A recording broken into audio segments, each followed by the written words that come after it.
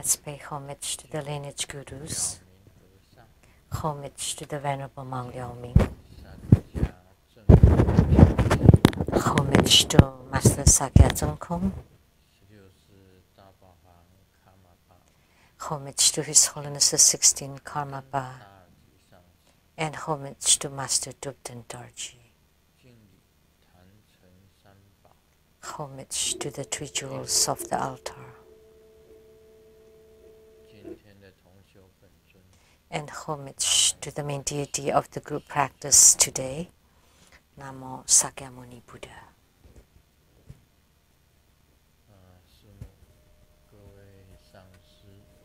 Simu, all Dharma masters, Dharma educators, Dharma teachers, Dharma instructors, Dharma assistants, directors of temples and chapters, and all disciples present here and over the webcast. And our participating VIPs today are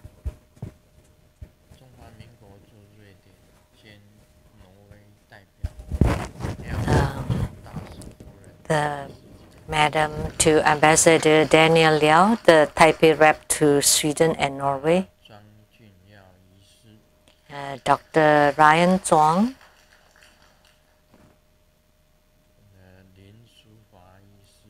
Dr. Su Lin,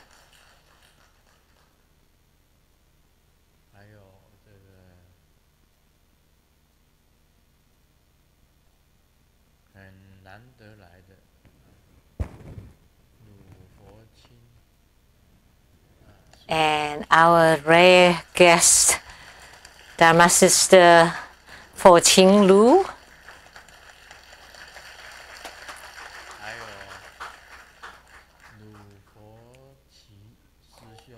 and Dharma Brother Fo Qi Lu,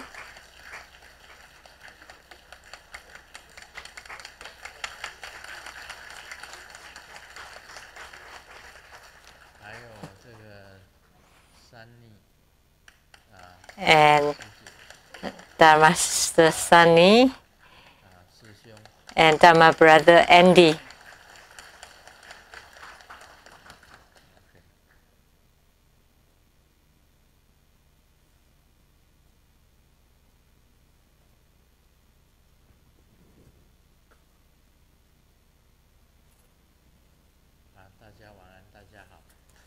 Good evening, everyone. How do you do?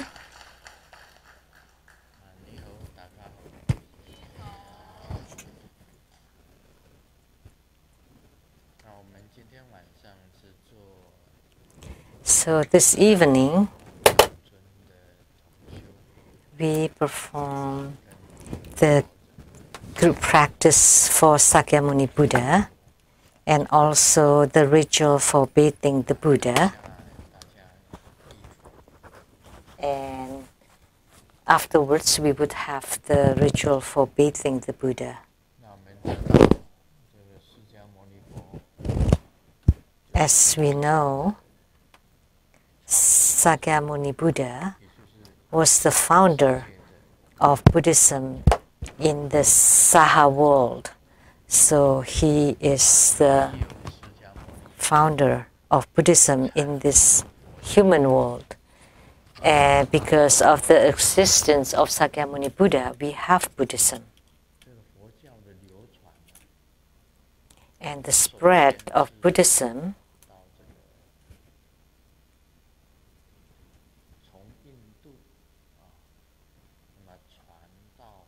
first from India to the east,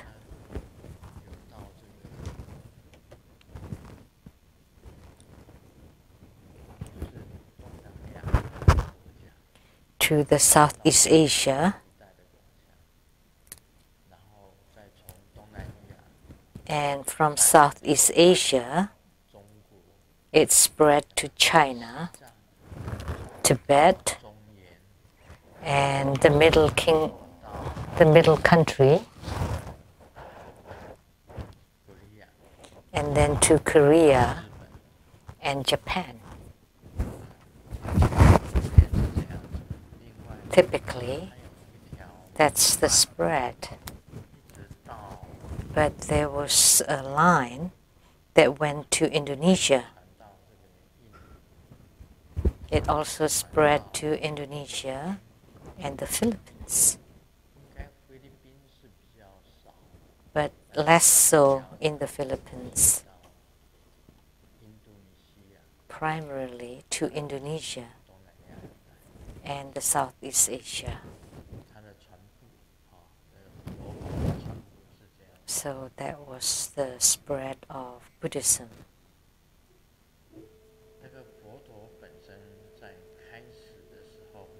At the beginning, Sakyamuni Buddha was in India.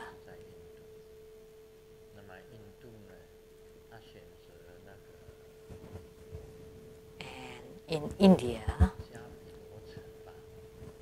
he chose Kapilavastu, right?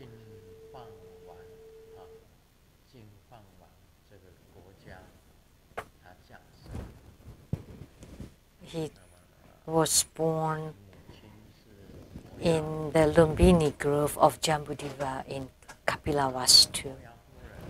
And his mother was the Queen Maya Devi. So the Queen Maya went back to her hometown, and on the way at the Lumbini Grove, give birth to Sakyamuni Buddha.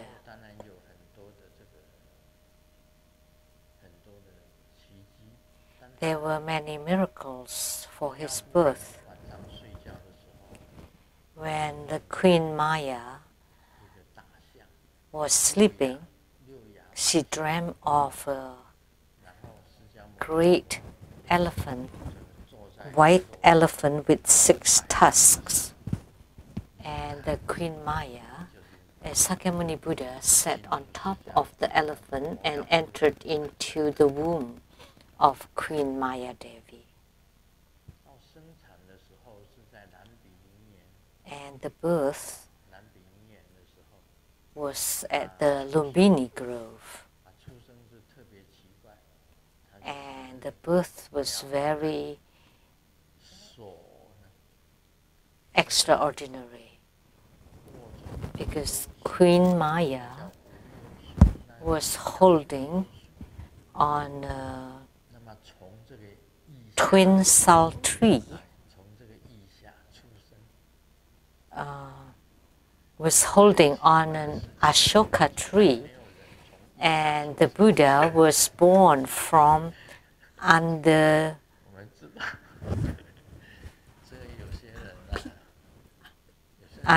the armpit, from the armpit.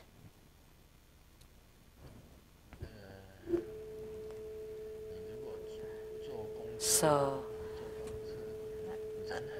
some people have different physics. Like in the public bus, there are many people, and some people are holding on this way, and then if you are next or under it, then you would be able to smell the body odor. It's unavoidable. However, why did the Buddha, why was he born from the armpit? I just don't know up till now. And all the obstetrician cannot fathom such a thing. But the Queen Maya was holding on an Ashoka branch, and the Buddha came out from her armpit. And as soon as he was born, he stood up.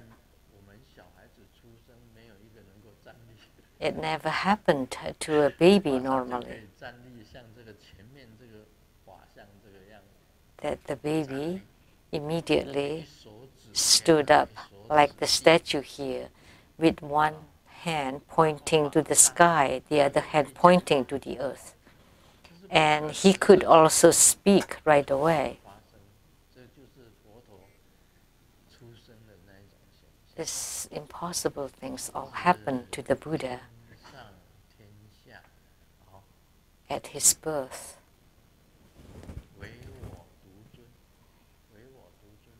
And he said that I'm the one among the heavens and on earth.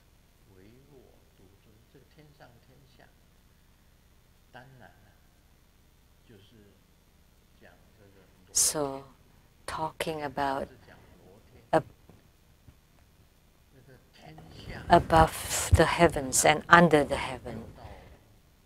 So, above the heavens, we're talking about all the heavens, and then below the heavens, we're talking about the 4 Sichli realms and the 6 rebirth realms, equal to the 10 Dharma realms.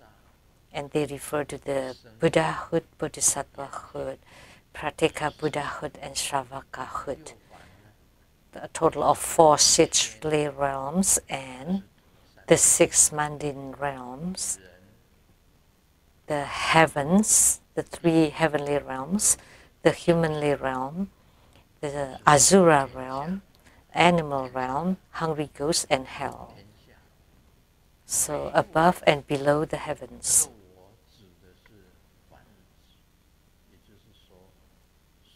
And he said that this I referred to anyone attaining Buddhahood. It highly revere the Buddha. So I, in this statement, did not refer just to Sakyamuni Buddha, but to all Buddhas, to all the accomplished ones. So it's very broad. After he spoke this statement, he walked forward 7 steps. And then he walked backward 7 steps. And to the left 7 steps, and to the right 7 steps. And on each of the footsteps, a lotus would appear. And in heavens, there were 9 dragons appearing and sprinkle water to bathe the Buddha. So those were the miraculous events during Sakyamuni Buddha's birth. And in the sutras, there were written many experiences of the Buddha. There was a book during the Tang dynasty written by an author called Wang Bo. Have you seen this book?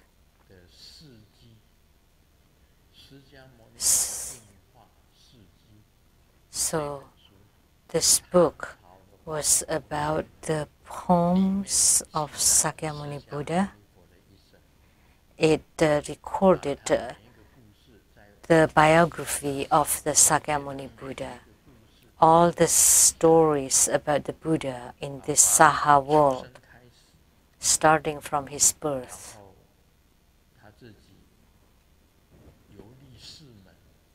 And then how he traveled to the 4 gates. And what are the 4 gates? So the typical city would have 4 gates on the 4 directions, north, south, east, and west.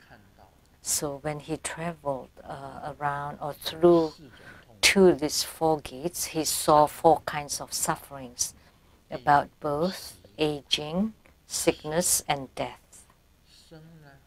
Birth,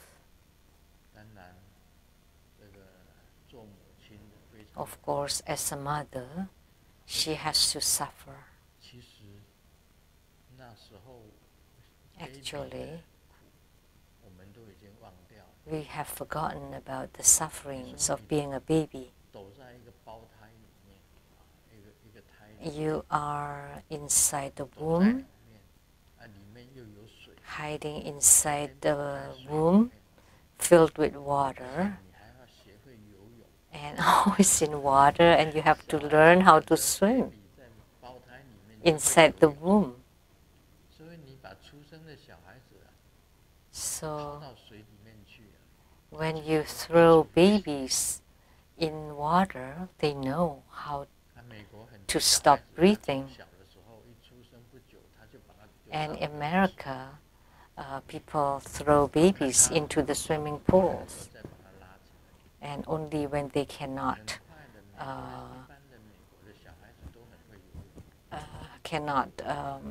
take care of themselves, then they would pull the babies out of water. So they train them from very young.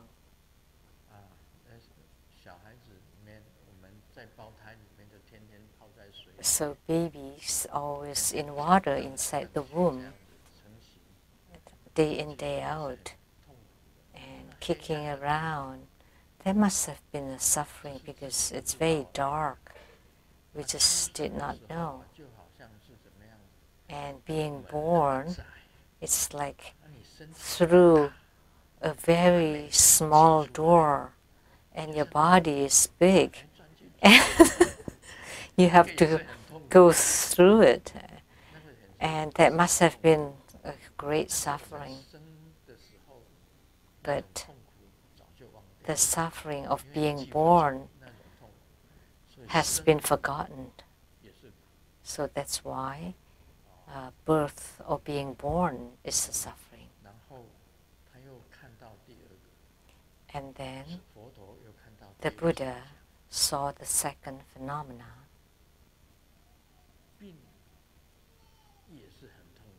Of being sick, of sicknesses. That's great suffering. And then on the third gate, he saw the aging person, aging people. So aging is suffering, being sick is a suffering, and then death. Seeing a person is dead is also suffering. So the suffering of both aging, sickness, and death. And all of a sudden, he had this experience that only the Buddha knows, that only the Buddha knew, that human life is filled of suffering. So afterwards, he wanted to understand the true reality of life and how is by cultivating spiritually to abandon all kinds of sufferings of human life. So his realization was that human life is filled with sufferings.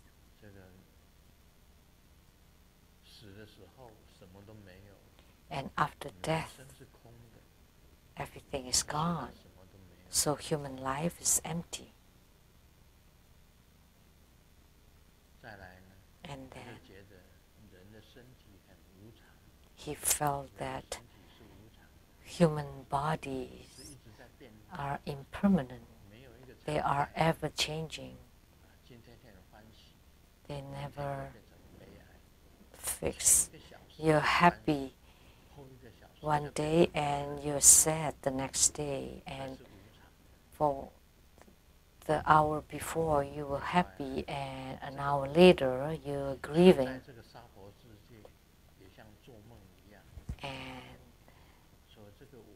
And this I, living in this world, is like a dream. So this I doesn't really exist, and you would know when you're old. You think that you own this body, but that's wrong, because the body doesn't listen to you.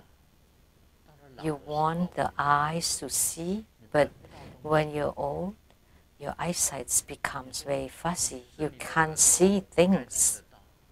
And your ears should be able to hear. But when you're old, they are out of control. You can't hear clearly. And when you're old, your hands and your feet don't listen to you anymore because they don't belong to you. And some people would, their hand would shake, their feet would shake, and even if you command it to stop, they will not stop. It just keeps shaking. So the hand doesn't belong to you. The feet doesn't belong to you. You want to jog or run. Like in the past, I could run for 100 meters for 12 seconds or 11 seconds plus. But now, how long will it take for me to run 100 meters? I can't even do it.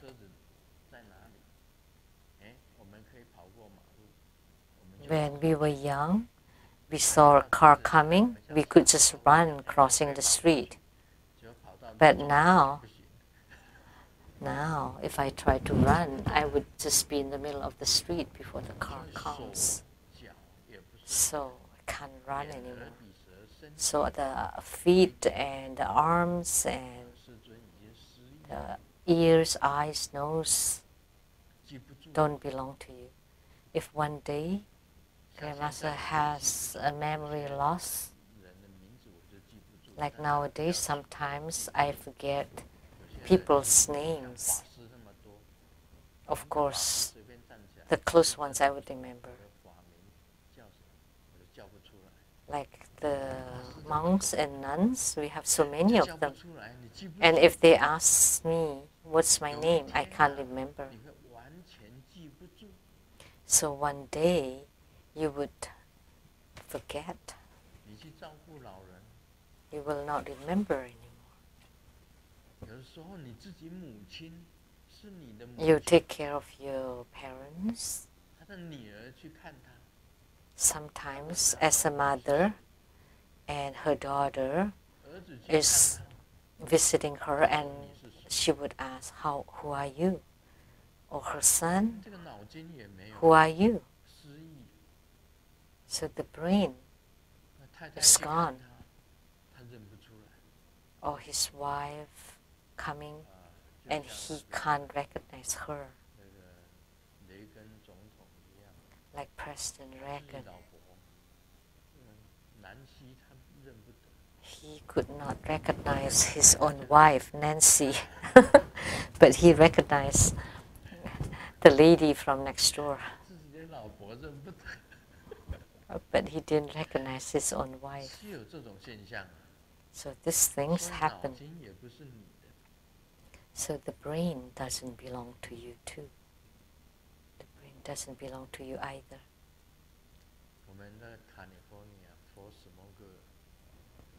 So our Californian 4 small girls, one of them is Linda Chung, and her husband was a very famous accountant. And now he's had total memory loss. And Linda Chung told us he slept for 23 hours a day. And the 1 hour is only for eating.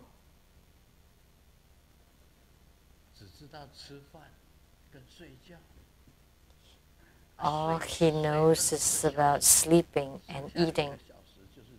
So he sleeps 23 hours a day and 1 hour to eat. So the whole body doesn't belong to him, and the whole world doesn't belong to him anymore. So he's changed totally.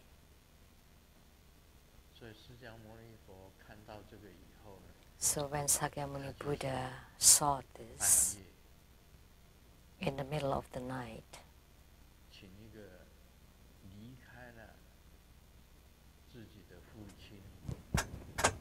he left his father, his ministers and his people, and went out from the gate and became ordained to cultivate spiritually. So if you understand about human life, then you would understand the importance of spiritual cultivation. There is no need to be so serious about human life from birth to death, because nothing stays forever. Everything will pass. That they would become non-existence eternally. Everything will pass. So in the Prajnaparamita Sutra or the Diamond Sutra, it is written very clearly, the mind of the past is unattainable. The mind of the present is unattainable. Like now, Grandmaster Lu is giving Dharma teaching, but when it ends later, nothing will happen exactly the same anymore. Like we have bathing of the Buddha now, in the next week we don't have that. Or the people that are here today will not be exactly the same next week. Say like the disciples from Taiwan are here tonight and tomorrow night they will leave. So it's impossible to have the same people at the same place at the same time. And of course the Dharma teachings too will be different. So that means they have passed. So the present will also become the past. In just a moment, it will become the past. And the future, who knows? When the future becomes the present, it will become the past too. All the same. So is there anything that you can hold on? Nothing.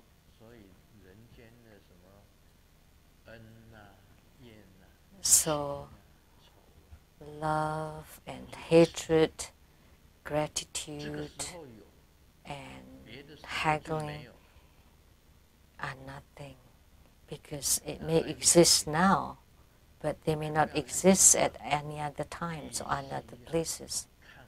Don't be so serious about them. Just take it lightly.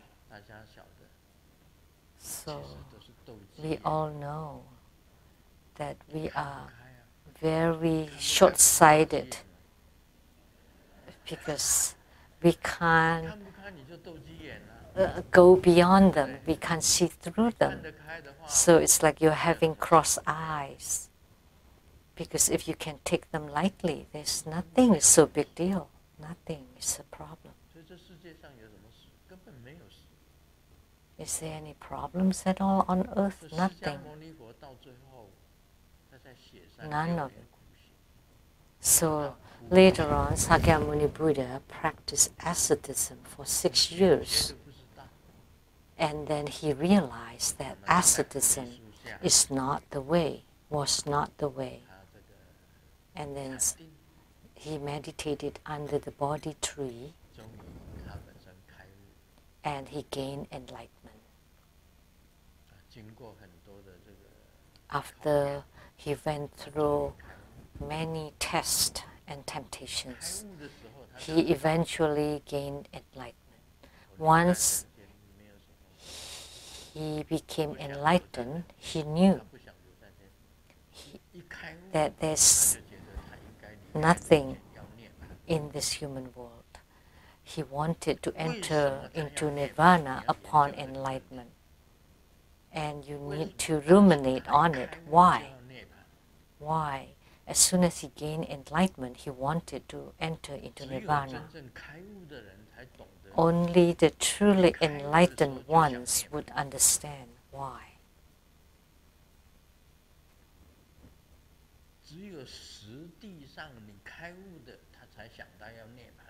Only the truly enlightened ones would want to enter into nirvana.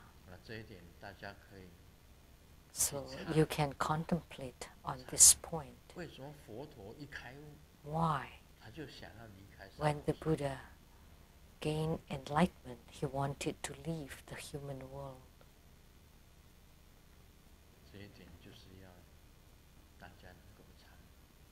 So this is something that you need to contemplate and comprehend. So, like the prosperities, nobelities, poverty, and misery, they're really nothing. They're no big deals. Even when you become a president, it's no big deal, and it's meaningless. Especially presidents in Korea, they're really put because every past president, ex-president, either become imprisoned or committed suicide or being judged, like the most recent president. I mean the ex-president, not the current president Wen Zai-yin, the daughter of Pu Zhenxi, Pu Jin-hui. And she had to suffer a life sentence. So what use is nobility? And poverty, of course, is even more miserable. Prosperity or wealth is also suffering, because when you earn money, the tax department will also hop on you. But you should take it lightly. Just think of the IRS as the great charity. So you donate your money with pleasure, and then they build roads and bridges and all the public services. Then you will not suffer. But if you think that you work so hard to earn the money, and now the government take half of it, you know, the taxation in United States is very heavy. So, and not necessarily so in the communist countries like China. The taxation there should not be heavier than America, right? I don't know, but I think it shouldn't be so heavy. And in the past, the taxation in Taiwan was not as heavy as America, right? There are many countries who have less taxes, like Hong Kong and Singapore.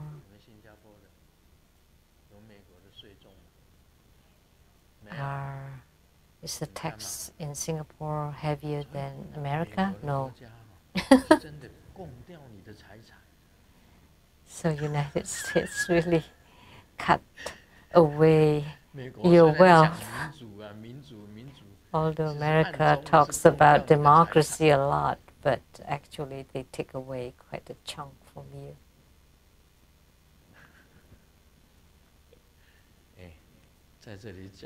But we shouldn't talk about this here.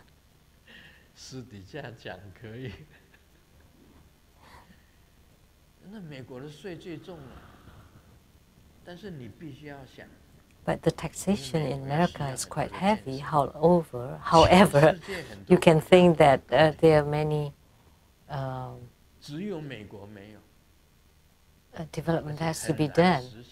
There are many high-speed rails around the world in other countries, but not in America. And it's very difficult to implement here because this is a federated states. It's not a centralized government. So all the authorities are being distributed to the states. So it's quite difficult to go through the different states. Like China has a centralized government. It's very easy. With one command, everything can be implemented. And the land and the people, and with one command, the high-speed rail is done. But with the democracy and the federal government in America, even the command comes from the federal government, the states may not agree, and sometimes the people may not agree, cannot accept. That's why the high-speed rail in America is very difficult to implement. That's because of the overboard democracy and distributed authorities. From Sakyamuni Buddha, how come we've gone into tangent and talk about America?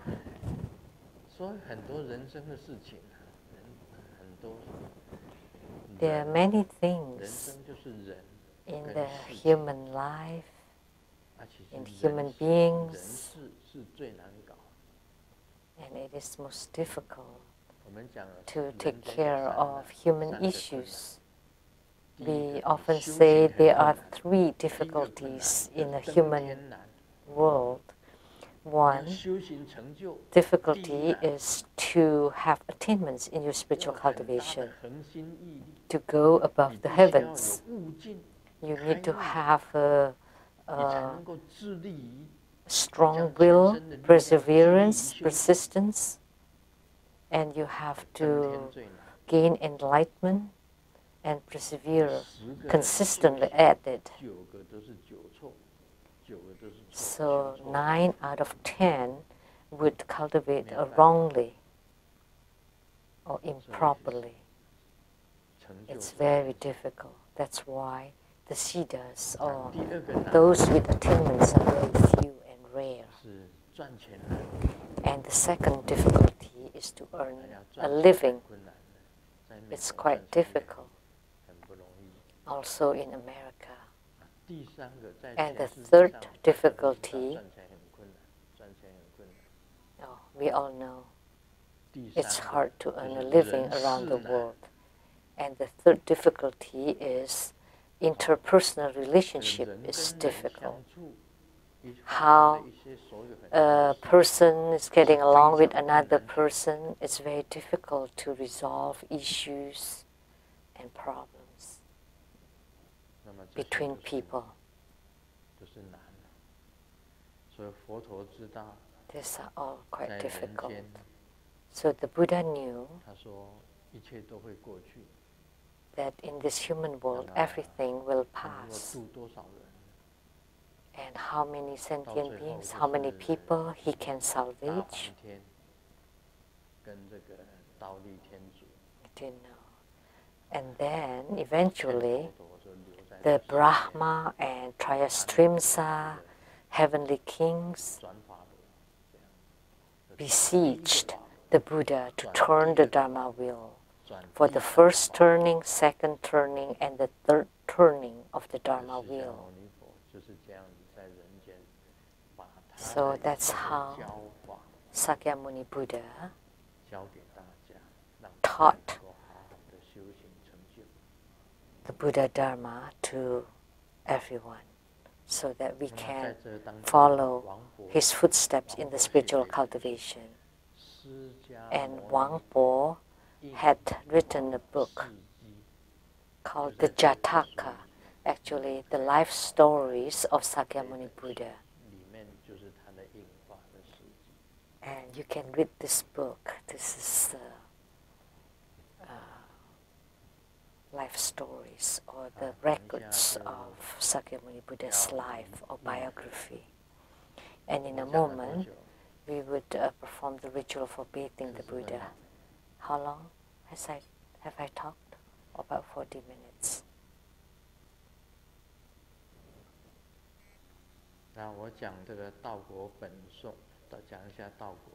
So now let me talk about Lamdre.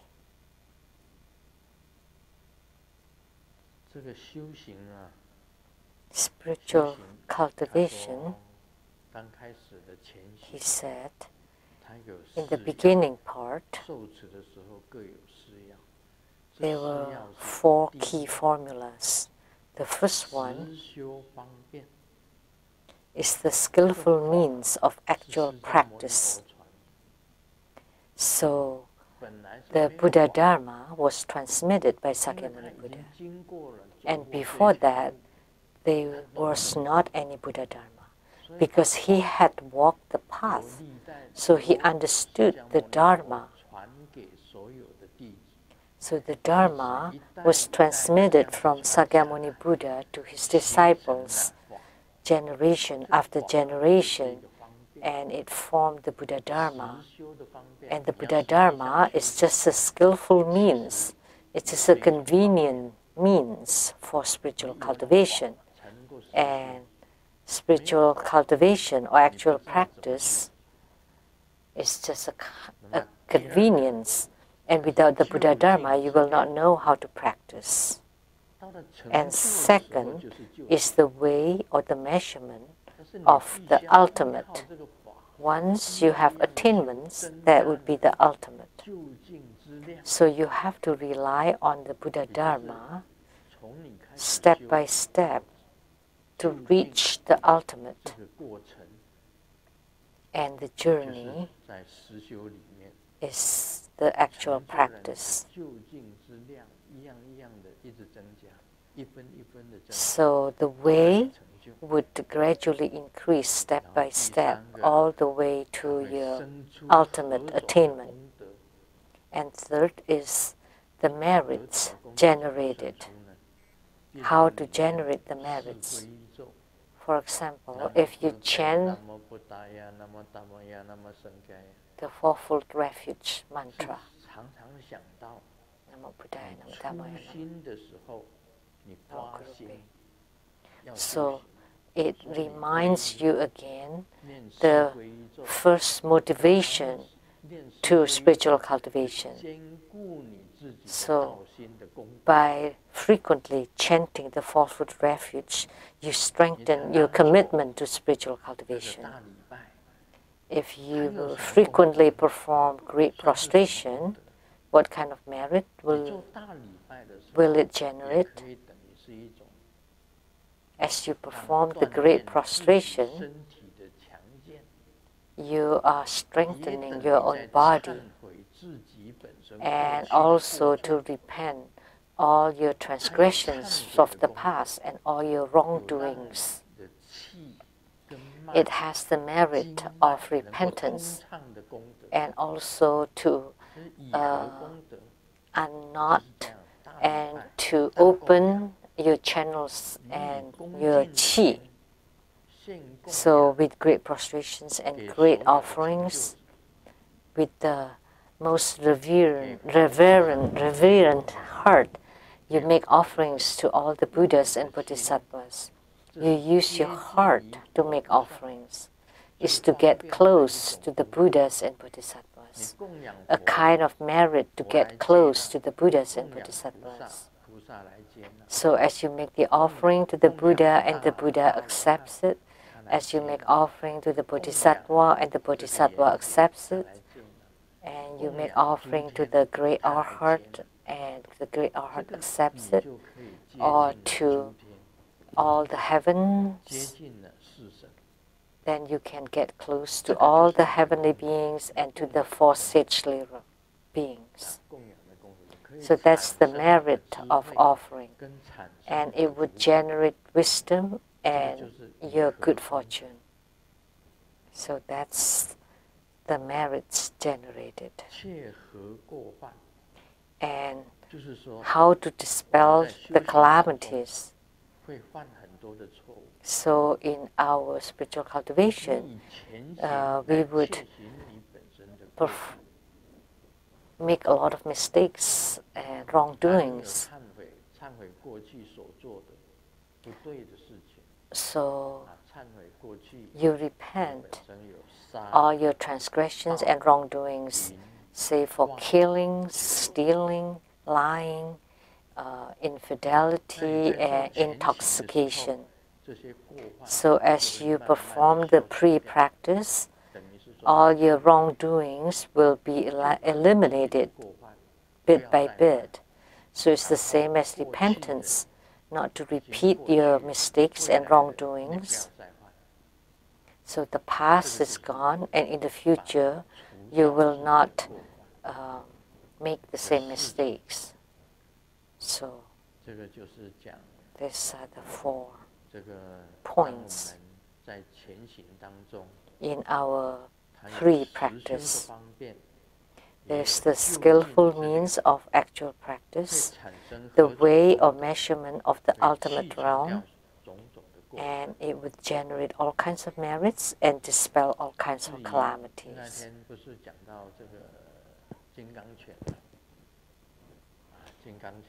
The other day, we talked about the Vajra fist exercise is to let the channels and the qi inside your body to flow smoothly, so that the qi moves from the top of your head and to go through all of your body and then to your feet and then dispel all the bad things.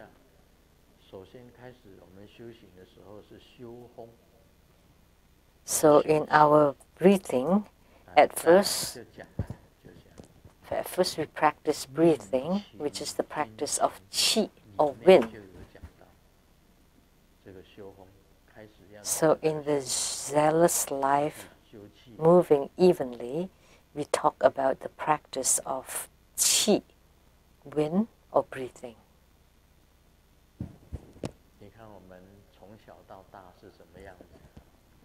So from young till we are adult, this is how it is.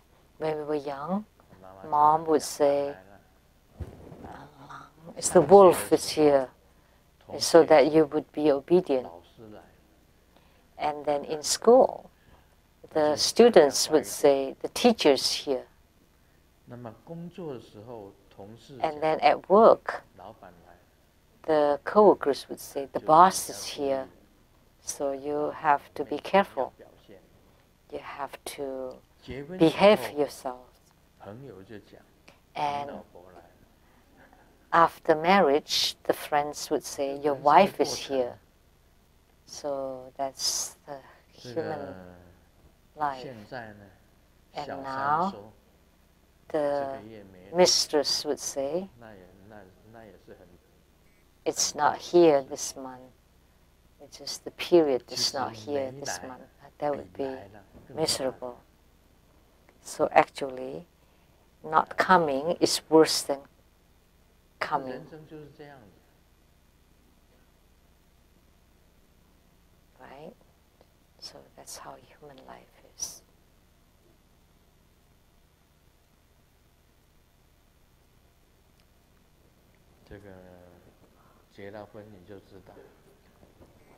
After you get married, you would know.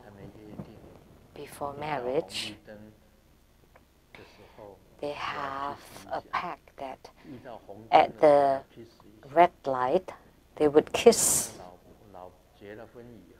But after marriage, the wife asked the husband, how come you don't kiss me anymore at the red light? And the husband replied, because I always drive on the highway. So there's a difference between before and after marriage. Before marriage,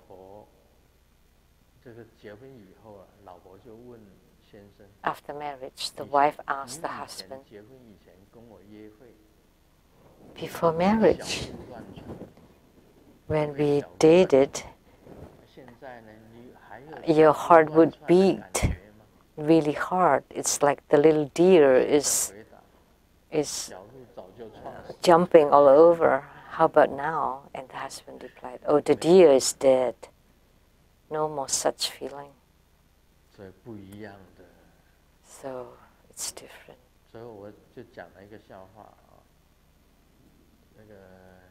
So I've told this joke. An old husband and wife were drinking at the backyard, and the lady looked down and said, I can't live without you. I love you so much. And then the lady continued, I just can't leave you even for a moment. Without you, I will die. And the gentleman, hearing that, shed his tears that finally his wife said something that's very touching. And then when the lady saw her husband was crying, like very surprised, and like, what are you doing? I was talking to the wine, not to you.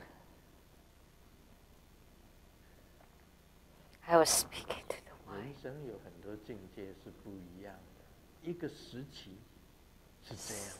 So there are different periods in life. One period after another, and they're ever changing. They're all different. So Sakyamuni Buddha knew that everything will pass. That human life is impermanent. That's why he felt that there was no need to give Dharma teaching. He just wanted to live upon his enlightenment.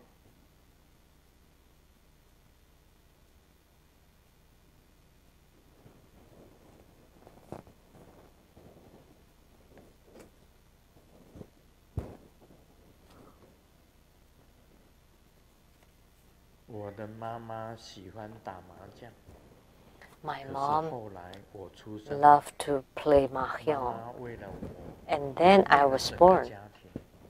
And for my sake and for the whole family, she did not play mahjong anymore because she discovered that beating me is more fun than playing the mahjong. But in Chinese, the beat and the play is the same.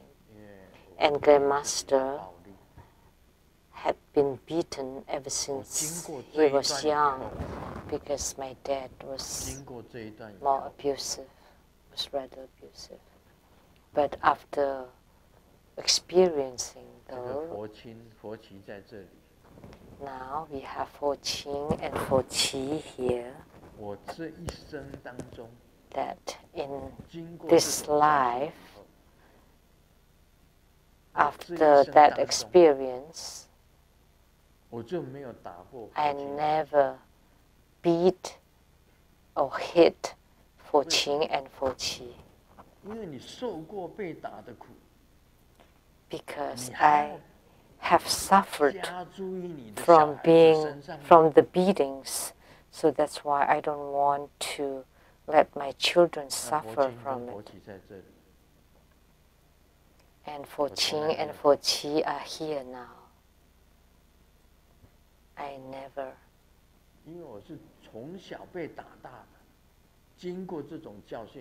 I never beat my children because I was beaten up throughout my childhood. So, as a human being, we have to experience the training through Buddha Dharma in order to understand what compassion is all about. What is mercy? Maitreya Bodhisattva teaches about mercy. That's why the epithet for Maitreya is also the merciful one. And Sakyamuni Buddha teaches us about benevolent. So Moni meaning the benevolent one. And Om is the universe. That he is the benevolent one, the greatest benevolent one of the Sakya clan is Sakyamuni Buddha. And that's the meaning of his mantra.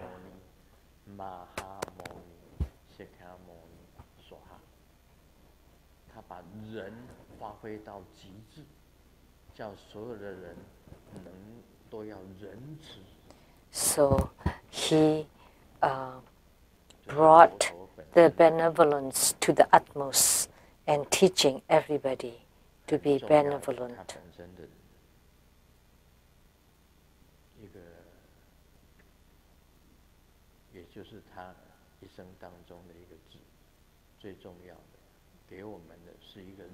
So that's the most important point that Sakyamuni Buddha brought to us, which is the benevolence or kindness. 有一个妇女到一家整形外科。A woman went to the plastic surgery clinic. 那个整形外科的医生跟她讲。And the plastic surgeon told her, "You need a surgery on your whole face. Then you would become like a young lady, like a young girl, and it will cost $100,000 US dollars." 他说要10万美金。这个妇人跟他讲。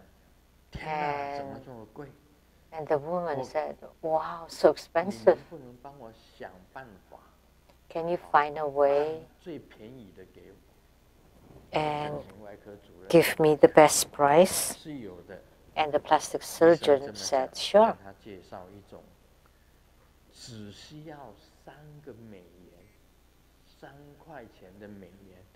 It will only cost $3 US dollars.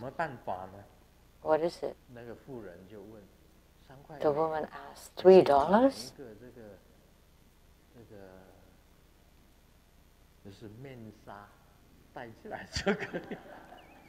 And the doctor replied, "Just buy a mask. Buy a mask. Then nobody can see." But the teaching of the Buddha is not on the surface. And what is the teaching of Sakyamuni Buddha? Is inside your mind, in your spirit. Om Mani Padme Hum.